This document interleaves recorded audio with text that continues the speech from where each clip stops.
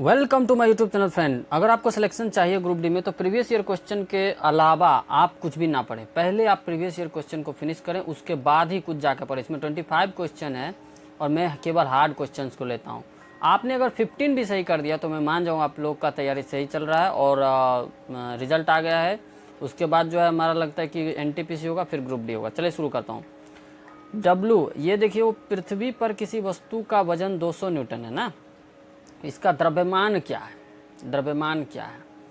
तो एक इसमें आप थोड़ा सा फॉर्मूला याद रख लें। मैंने केवल टफ क्वेश्चन को लिया, इजी क्वेश्चन में नहीं लेता हूँ क्योंकि न्यूटन ने क्या दिया, ये दिया, इसका खोज किसने किया, वो सब क्वेश्चन नहीं आते एग्जाम में। अब W is equal to mass into gravity अगर आप लगा दोगे ना, देखो G का वैल्यू दिया हुआ ना, इसलिए मैं बोल रहा हूँ, है ना।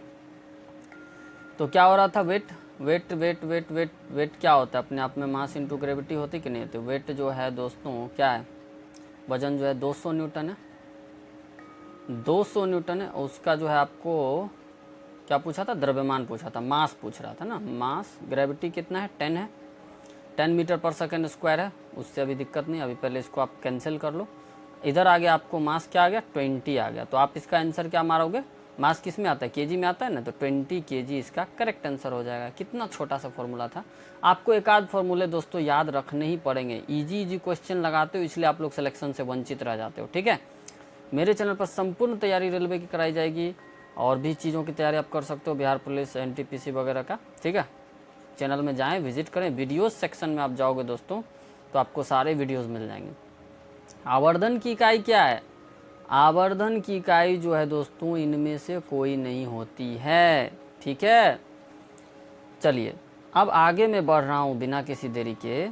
ने देखा है कि लोग फालतू के कमेंट पढ़ के 3-1 घंटा लगा देते, बट ऐसा नहीं है। आप पढ़िए, सिलेक्शन लीजिए, टाइम बहुत कीमती है।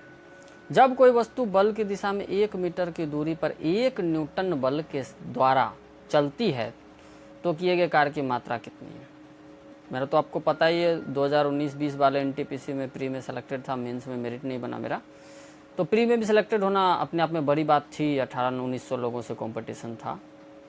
चलिए आप देखिए यहाँ फोर्स कितना है, फोर्स कितना है, जो जो दिया है वो लिख दीजिए आप।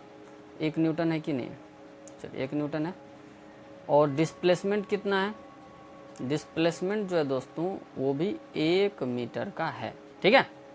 तो आपको क्या बोला, किए गए कार्य की मात्रा क्या ज्ञात करें। देखिए कॉमन सेंस आप लगाते तो अभी बन जाता। वर्क इक्वल टू क्या होता है, फोर्स इंटू डिस्प्लेसमेंट होता है कि नहीं होता। अब आपको याद नहीं है ना तो भी मैं ट्रिक बता देता हूँ। काम क्या होगा, जितना आपने फोर्स लगाया और जितना कोई वस्तु खिसका है, विस्थापित हुआ है, वही तो काम हुआ ना। अगर कोई वस्तु डिस्प्लेस नहीं होता है तो काम नहीं होता, भले आप कितना भी फोर्स लगा दो। अगर आप दीवार पे 100 न्यूटन का फोर्स लगा रहे हो और दीवार वहीं के वहीं है तो कोई काम नहीं हुआ, ठीक है। तो फोर्स इंटू डिस्प्लेसमेंट वर्क होता है, आप लगा दो बस। फोर्स कितना था, 1 न्यूटन लग रहा था, डिस्प्लेसमेंट 1 मीटर हो रहा था। 1 एकम कितना होता है, 1 होता है। तो वर्क कितना हो गया, वर्क 1 हो गया, लेकिन 1 क्या, 1 जूल है ना। वर्क का यूनिट जूल होता है, ठीक है दोस्तों। यूनिट भी आप लोग याद रखना। मैंने न्यूमेरिकल्स को लिया है। ये देखो ये कितना बड़ा लैंग्वेज में दे दिया। NCERT पढ़ना बहुत ज़रूरी है, मैं मान रहा हूँ, लेकिन फिर NCERT को फ्रेम करना, ये करना, वो करना। लगभग 100-150 शिफ्ट में एग्ज़ाम हुए थे, उसका आप सारा पहले आंसर, क्वेश्चन आंसर कहीं से भी लगाओ, मेरे चैनल से लगाओ, कहीं से भी लगाओ, फिर आप जाके तैयारी करो किसी और से। ब्रह्मांड की प्रत्येक वस्तु एक बल के साथ प्रत्येक अन्य वस्तु को आकर्षित करती है जो होता है। अब इसमें जो है दोस्तों द्रव्यमान के गुणनफल के अनुपातिक, उनके द्रव्यमान के गुणनफल के अनुपातिक और उनके बीच की दूरी के वर्ग के व्युत्क्रमानुपाती होता है, ठीक है। आपने कुछ नोटिस किया होगा, बी में भी लगभग उसी टाइप का ऑप्शन है, उनके द्रव्यमान के गुणनफल के अनुपातिक और उनके बीच की दूरी के वर्ग के व्युत्क्रमानुपाती। तो आप इसमें क्लेम कर सकते हो। वैसे भी रेलवे 2-3 नंबर एक्स्ट्रा सबको दिया था, ठीक है, दोनों बार। चलिए नेक्स्ट क्वेश्चन पे चलो। यहाँ तक किसी को कोई दिक्कत नहीं। अगर आपको अभी भी क्वेश्चन का लेवल टफ लग रहा है, हार्ड लग रहा है कि सिलेक्शन लाइक क्वेश्चन है, 1 लाइक और 1 शेयर करें प्लीज़। 1 लाइक करें, 1 अपने फेसबुक ग्रुप, व्हाट्सएप ग्रुप में इसको शेयर कर दें अपने दोस्तों को, ठीक है। भू केंद्रीय और सूर्य केंद्रीय शब्द किसे संदर्भित करता है। अब देखिए ये कैसा आफत आ गया। भू केंद्रीय और सूर्य केंद्रीय संबंधित, ये आपको कमेंट में थोड़ा सा जवाब देना। तो मैं जानबूझ के 1-2 क्वेश्चन होमवर्क इसलिए के देता हूँ ना दोस्तों, क्योंकि लोग क्या करते हैं आजकल, नोट्स नहीं बनाते हैं, वीडियोस देखते रहते हैं और कुछ रिसर्च नहीं करना चाहते। मेन आफत यही है, इसलिए कि आप लोग को लंबे समय तक याद नहीं रहता, भूल जाते हो। सीजीएस प्रणाली में विकृति की इकाई क्या है? सीजीएस प्रणाली में जो है दोस्तों, विकृति की कोई इकाई नहीं होती है। लीजिए अब चलिए, विकृति जो है क्या होती है वो मैं बता दे रहा हूँ। क्योंकि यह 2 समान अनुपात में होते हैं, ये जो है 2 समान अनुपात में होते हैं, लंबाइयों का अनुपात होता है कि नहीं। विकृति इजकल टू क्या आप लिख सकते हो, विकृति इजकल टू लिख सकते हो आप, थोड़ा समझा देता हूँ मैं। प्रारंभिक लंबाई, सॉरी लंबाई में परिवर्तन, विकृति इजकल टू जो होता है दोस्तों, लंबाई में परिवर्तन, लंबाई में परिवर्तन बटा प्रारंभिक लंबाई होती है। ठीक है, इसकी कोई यूनिट नहीं होता। ठीक है, विकृति बराबर, ठीक है, प्रारंभिक लंबाई होती है, इसकी कोई यूनिट नहीं होता। आपको करें सीजीएस प्रणाली भी पूछा जाता है कभी कभी फुल फॉर्म, तो सीजीएस प्रणाली का जो है ना दोस्तों, फुल फॉर्म याद रख लेना, सेंटीमीटर, सेंटीमीटर, सेंटीमीटर, ठीक है। उसके बाद जी से हो जाएगा दोस्तों ग्राम, जी से ग्राम हो जाएगा, इधर ही कर लो आप, क्या दिक्कत है। जी से ग्राम हो जाएगा और एस फॉर सेकेंड हो जाएगा। ठीक है, सीजीएस प्रणाली एकदम आराम से पढ़ेंगे दोस्तों, ताकि क्वेश्चन जो हार्ड आपसे छूट जाता है ना, इसी वजह से मेरिट नहीं बनता, रिजल्ट नहीं आता आपका। ठीक है, चलिए उसके बाद जो है दोस्तों नेक्स्ट क्वेश्चन 7 नंबर क्वेश्चन, ये देखिए क्वेश्चन कितना हार्ड लेवल क्वेश्चन। अभिकथन मतलब स्टेटमेंट क्या, जब वेग स्थिर और तरंग दैर्घ्य आधी रखी जाती है तो आवृत्ति दोगुनी हो जाती है। पहले इसका मतलब समझ लेना दोस्तों, जब वेग दोगुनी, सुनना, जब वेग स्थिर, सॉरी वेग स्थिर और तरंग दैर्घ्य आधी रखी जाती है तो आवृत्ति दोगुनी हो जाती है। उसके बाद क्या बोला गया है, कारण वेग बराबर जो आवृत्ति इंटू तरंग दैर्घ्य होता है। अब आप लोग 1 मिनट इसको लैंग्वेज को पकड़ना, ये लैंग्वेज कितना हार्ड है। अगर जो लोग PYQ नहीं लगाएंगे वो बहुत पछताएंगे, बहुत बहुत बहुत पछताने वाले। ठीक है, चलिए अब इसमें आप जब देखोगे तो पता चलेगा अभिकथन और कारण दोनों सही है, ये भी सही है, ये भी सही है।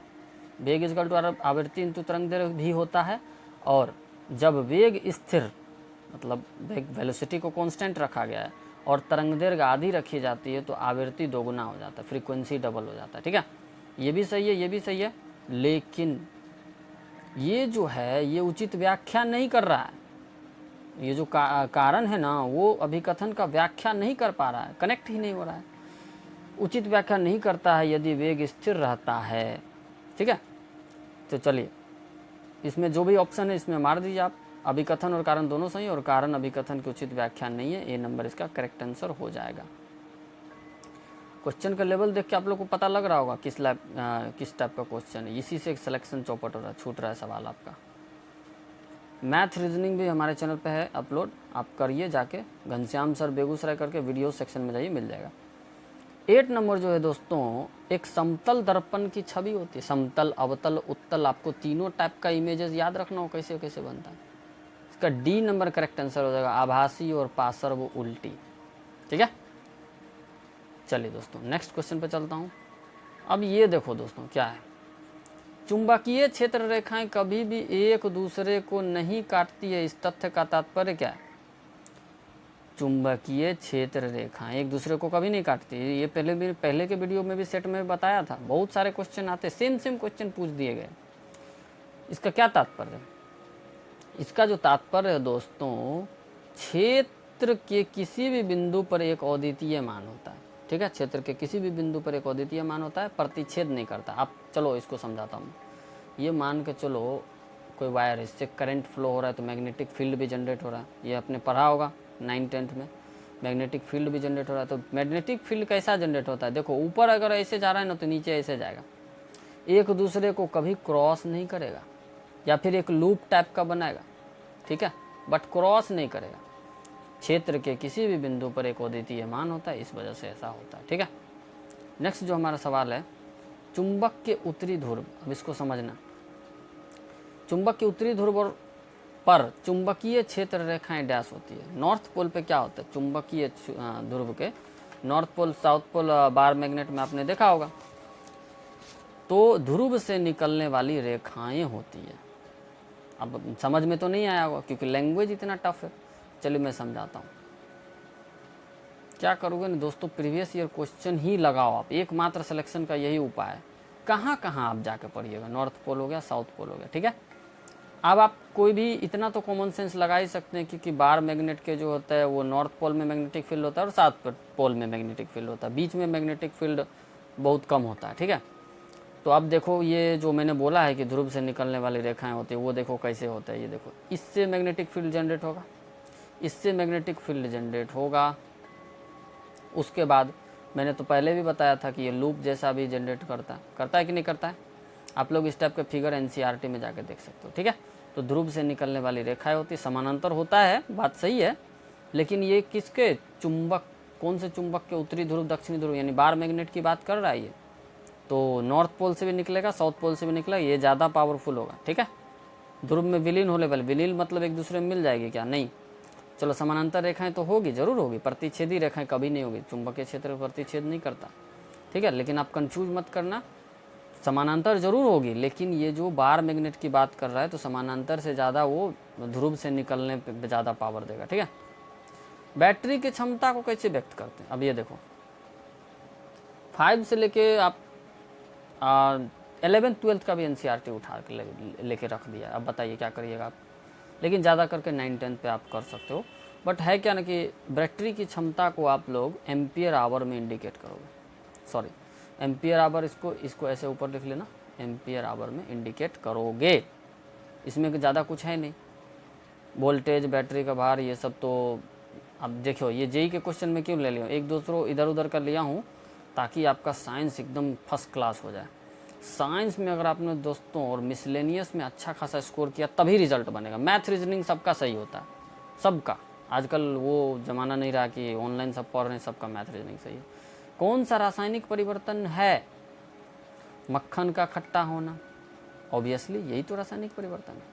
अब देखना बाकी के ऑप्शन में कंफ्यूज आप कैसे करोगे। CO2 से सूखी बर्फ बनाना, ये क्या रासायनिक परिवर्तन है क्या, फिर से तो आप उसको वो उसमें जनरेट कर ही लोगे। एक प्लेटिनम तार का गर्म होना, गर्म होगा तो रासायनिक परिवर्तन हो जाएगा, जी नहीं। लोहे का चुंबकीयकरण रासायनिक परिवर्तन हो जाएगा, लोहा को चुंबक सटा देंगे फिर से तो हटा ही सकते ना। इस वजह से जो है मक्खन खट्टा हो जाएगा। तो और मक्खन खट्टा किस वजह से होता है, ब्यूटरिक एसिड की वजह से होता है, ये भी पूछा गया था, याद रख लेना। अब ये क्या कह रहा है, जब लवण जल का विद्युत अपघटन होता है तो कैथोड पर गैस X कौन सी है, हो गया। इसको आप रटना मत, इसको आप समझना। अब यह मैं समझा रहा हूँ, समझ लोगे कभी नहीं भूलोगे, ठीक है।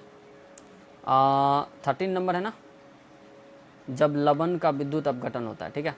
लवण एक NaCl ले लेता हूँ मैं, ठीक है। और तो कैथोड पर X क्या, इस पर आप मैं NaCl ले लिया हूँ, ठीक है। बाकी इसमें आप लोग दो क्वेश्चन में होमवर्क में बता रहा हूँ और मैं इसको अगले वीडियो में एक्सप्लेन करूँगा। लेकिन मैं देखना चाह रहा हूँ कि आप इस क्वेश्चन का सॉल्यूशन ढूंढते कहाँ से हो, इतना थोड़ा सा। बट नमक का मैं बता दिया हूँ NaCl होता है। अब विद्युत अपघटन इलेक्ट्रोलाइसिस करवा लेना, फिर देख लेना आप लोग 2 क्वेश्चन होमवर्क, ठीक है। चलिए तो है ही है, बाप रे बता दिया मैंने, चलिए कोई बात नहीं। जब लवण का विद्युत अपघटन होता है तो कैथोड पर X कौन सी गैस बनती है, चलिए मैंने क्या बताया था, ये देखो। लवण जल के विद्युत अपघटन प्रक्रिया के दौरान एनोड पर क्लोरीन गैस मुक्त होती है तथा कैथोड पर हाइड्रोजन गैस बनती है, जो बर्निंग स्प्लिंटर को इसके पास लाने पर पॉप ध्वनि के साथ उत्पन्न करती है, ठीक है, जलती है। और पॉप ध्वनि के साथ कौन जलती है एक्सपेरिमेंट में, ये क्वेश्चन भी पूछा जाता है। तो हाइड्रोजन जलती है, क्योंकि हाइड्रोजन जो है बहुत ज़्यादा विस्फोटक होता है, ठीक है। इसी वजह से देख रहे हो ना कि आपके लोग हाइड्रोजन वाले ट्रेन का एक्सपेरिमेंट वगैरह हो रहा है, लेकिन उसको गाड़ी में डालना और बाइक में सेफ़ नहीं है। बट हाइड्रोजन तो फ्यूल पॉल्यूशन फ्री ईंधन है। तो ये आप लोगों ने इसको पढ़ लिया होगा। और इससे रिलेटेड ये भी पूछा जा सकता है आपसे कि एनोड पर कौन सा गैस मुक्त होता है कभी, है कि नहीं। चलिए आगे बढ़ूँ। ये देखो जो 15 नंबर क्वेश्चन है दोस्तों, डैश एक थर्मोप्लास्टिक पॉलीमर है। थर्मोप्लास्टिक और थर्मोसेटिंग प्लास्टिक दोनों पूछा जाता है, क्लास 8 के NCERT में भी है, 7 में भी है। चलिए अब ये देखो, थर्मोप्लास्टिक बोला, थर्मोसेटिंग नहीं ना बोला, थर्मोप्लास्टिक बोला, तो बेकेलाइट इसका आंसर हो जाएगा। अब कहता है थर्मोप्लास्टिक ऐसा प्लास्टिक पॉलीमर है जो तापमान बढ़ने पर मुलायम, तापमान घटने पर कठोर हो जाता है। इसके उदाहरण है polystyrene, Teflon, PVC, nylon, acrylic आदि। बेकेलाइट जो है दोस्तों थर्मोसेटिंग प्लास्टिक है। ये भी बहुत बार पूछा गया एग्जाम में, ना कि रेलवे एग्जाम में बट पुलिस में, दरोगा में। बेकेलाइट जो है थर्मोसेटिंग प्लास्टिक है जो ऊष्मा तथा विद्युत का कुचालक होता है, जिसका प्रयोग बिजली के स्विच और बर्तनों के हत्थे बनाने में किया जाता है। आपने गौर किया होगा बेकेलाइट बल्ब मतलब स्विच का जो होता है ना, और ये जो हैंडल आप देखा होगा पेन वैन का, इंडक्शन वाले बर्तन में जो पेन का रहता है ना, वो देखना ना, ये दोनों आप देखोगे तो एक टाइप के चीज़ें रहते हैं। इसको मतलब अगर आपने एक बार मान लो कि ये गल गया तो समझो खिस्सा ख़त्म है, फिर दूसरा चीज़ नहीं बनेगा। और ये जो है हीट रेजिस्टेंस होता है, इसीलिए इसको यूज़ किया जाता है। ठीक है, चलिए तो उसका बैकलाइट का यूज़ होता है। और मैंने बजावटी एक एग्ज़ाम में देखा है कि बिजली के स्विच और इंडक्शन बर्तन के जो हैंडल बनाने में किसका यूज़ होता है, तो आप कहोगे बैकलाइट का यूज़ होता है। ठीक है, एकदम समझ के पढ़िए। अब वो ज़माना नहीं रहा कि मैंने देखा था 2014 से पहले कैसे साइंस आते थे कि सबसे बड़ा ग्रह कौन है, चंद्रमा का, ये मान लो कि पृथ्वी का सब उपग्रह कौन है। वो क्वेश्चन अब रेलवे नहीं पूछ रहा, तो देख लो कितना फॉर्म गिर रहा है। गर्म शीशे को धीरे धीरे ठंडा करने की प्रक्रिया को क्या कहते हैं? अब इसमें तो ज़्यादा कॉमन सेंस लगाना नहीं, एथ्रिलिंग कहते हैं, है कि नहीं, धीरे धीरे ठंडा करने की प्रक्रिया को, इसमें कुछ माथापच्ची नहीं था। अब ये देखो क्या बोल रहा है, 5 कार्बन परमाणु वाले। आपने अभी तक जब टेस्ट लगाया होगा तो पता चल गया वो क्वेश्चन का लेवल क्या है। मैं आपको फिर से रिक्वेस्ट करता हूँ, आप जहाँ भी पढ़ें, जिस भी चैनल से पढ़ें, हार्ड क्वेश्चन को पढ़ें, इजी वाले आप बना लोगे कितना भी कमज़ोर हो तो। 5 कार्बन परमाणु वाले यौगिक पेंटानल में क्रियात्मक समूह का चयन कीजिए। देखो डी नंबर क्या होता है, एल्डिहाइड होता है। एल्केन में अंतिम कार्बन से जुड़े 2 हाइड्रोजन परमाणु को बंद CHO द्वारा विस्थापित करने पर जो कार्बनिक यौगिक प्राप्त होता है उसे एल्डिहाइड कहते हैं। दूसरे शब्दों में जिन कार्बनिक यौगिकों में CHO पर कार्यात्मक समूह होता है उन्हें एल्डिहाइड कहते हैं। और ये भी पूछा गया कि एल्डिहाइड का वो ग्रुप बताओ, तो CHO। ठीक है, एल्कोहल का OL, उन्हें एल्डिहाइड कहते हैं। इसके उदाहरण है एसिटल्डिहाइड और फॉर्मेल्डिहाइड। ठीक है, ये भी पूछा गया है दोस्तों। बस बनाने वाले जो क्वेश्चन बनाने वाले वो हम लोग आप लोग की तरह नहीं होते, प्रोफेसर्स होते हैं। एक चीज़ से वो 4 चीज़ें बना देते हैं, इसलिए आप लोग ढंग से पढ़ के जाएं एग्ज़ाम में। तापमान द्वारा, या भी जिस भी एग्ज़ाम में साइंस आ रहा है तो आप पढ़ के जाएं। तापमान द्वारा की जाने वाली अपघटन अभिक्रिया क्या कहलाती है? तापमान द्वारा ऊष्मीय अपघटन कहलाती है। आप इसमें कॉमन सेंस से भी मार सकते थे, विद्युत अपघटन तो होगा नहीं। तापन द्वारा की जाने वाली अपघटन अभिक्रिया ऊष्मीय अभिक्रिया कहलाती है। ऊष्मीय अपघटन एक रासायनिक अभिक्रिया होती है, ऊष्मा देकर एक अभिकारक पदार्थ को उसके अवयवों में अपघटित किया जाता है। ठीक है,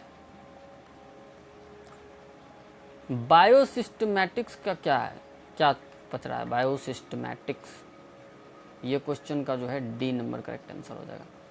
आप पहले ये पढ़ के देखना, मैं आंसर बताने से पहले वीडियो को पॉज करके, कि कितना हाई लेवल है और सारा चीज़ एक दूसरे से कनेक्टेड कर दिया। ढूंढना भी मुश्किल हो जाए। 1/3 नेगेटिव है।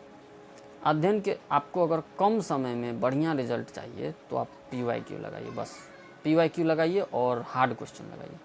अध्ययन के सभी क्षेत्रों से विभिन्न मानकों की समग्रता पर उनके विकासवादी इतिहास और उनके फाइलोजेनी की स्थापना के आधार पर जीवों का वर्गीकरण करेंगे, वही हुआ बायोसिस्टमैटिक्स। ठीक है, 20 नंबर जो दोस्तों क्वेश्चन है हमारा, कौन सा ऊतक वृक्क नलिकाओं की भित्तियों का निर्माण करता है? आप लोग वीडियो को पॉज करके देना आंसर। उपकला ऊतक इसके करेक्ट आंसर हो जाएगा। ये जितने भी टाइप के ऊतक दिए हैं ना, अगर आपको टाइम है तो बायो में वो टिश्यू चैप्टर है, एक टिश्यू, वो चैप्टर आप लोग जाके पढ़ लें दोस्तों प्लीज़। वो क्यों होता क्या है कि ये हार्ड चैप्टर है, जनरली लोग याद नहीं रखते हैं, इसलिए एग्ज़ाम में आ जाता है। और वो क्वेश्चन सारे टॉपिक से बनाता है। ठीक है, ऐसा नहीं कि एक टॉपिक उठा लो। जैव प्रौद्योगिकी का क्या तात्पर्य? बायोटेक्नोलॉजी से आप क्या समझते हो? आप पहले बताइए। आप पहले देखिए 22 नंबर क्वेश्चन। बायोटेक्नोलॉजी जो है ना दोस्तों, औद्योगिक प्रक्रिया में सजीवों का उपयोग नहीं बोलता है।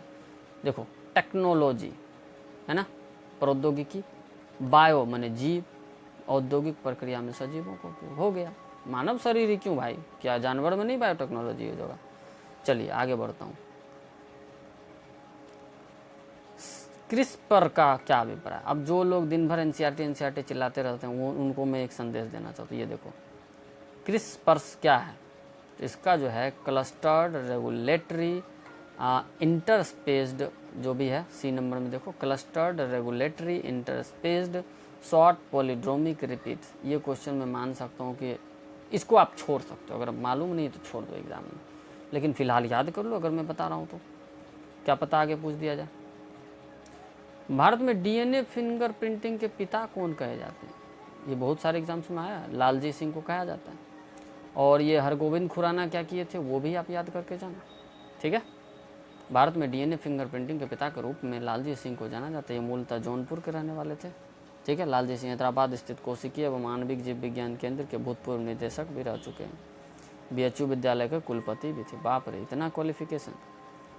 चलिए लास्ट क्वेश्चन जो है दोस्तों, पीएच हमारा शरीर किस रेंज में काम करता है।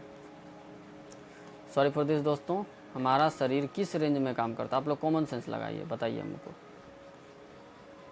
तो जब आप दिमाग से डीपली लगाओगे तो 7 से 7.8 करेक्ट आंसर हो जाएगा। चूँकि देखिए दोस्तों, या तो न्यूट्रल में काम करेगा या तो थोड़ा सा बेसिक मीडियम रहेगा, तभी काम कर पाएगा हमारा शरीर।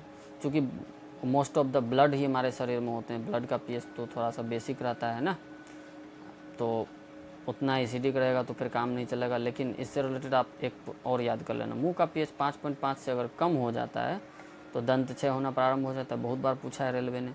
और 7 से 7.8 पीएच रेंज के बीच काम करता है, ठीक है। और एक रिलेटेड इससे और पूछ लेना, क्वेश्चन पूछता है रेलवे, दूध का पीएच, ब्लड का पीएच, ये आपका काम है कि आप ढूंढ के और नोट्स बनाएं दोस्तों। दूध का पीएच, ब्लड का पीएच, यूरिन का पीएच, ये क्वेश्चंस पूछे गए हैं, ठीक है। तो वीडियो को मैं यही समाप्त करता हूँ। हमारे चैनल पर जाइए, घनश्याम सर बेगूसराय, और होम के बाद जो वीडियोज़ सेक्शन आता है, वीडियोज़, उसमें आप लोग विजिट करेंगे ना तो बहुत सारा वीडियोज़ आपको मिल जाएगा स्क्रॉल करते करते।